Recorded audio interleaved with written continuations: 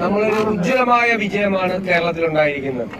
എല്ലാ നേതാക്കളും ഒരുമിച്ച് ചേർന്ന് എല്ലാ പ്രവർത്തകരും കഠിനാധ്വാനം ചെയ്തുണ്ടാക്കിയ ഈ ചരിത്രത്തിലെ ഏറ്റവും വലിയ മഹാവിജയമാണ്.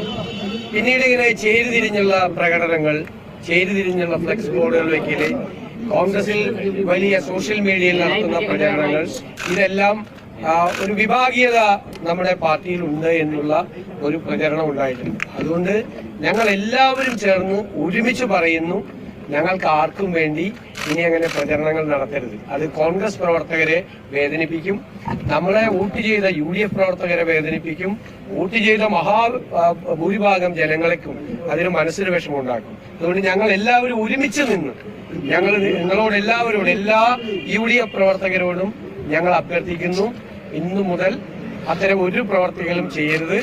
സംസ്ഥാനത്ത് വെച്ചിരിക്കുന്ന എല്ലാ ഫ്ലെക്സ് ബോർഡുകളും പറ്റുമെങ്കിൽ ഇന്ന് രാത്രി തന്നെ നീക്കം ചെയ്യണം. നാളെ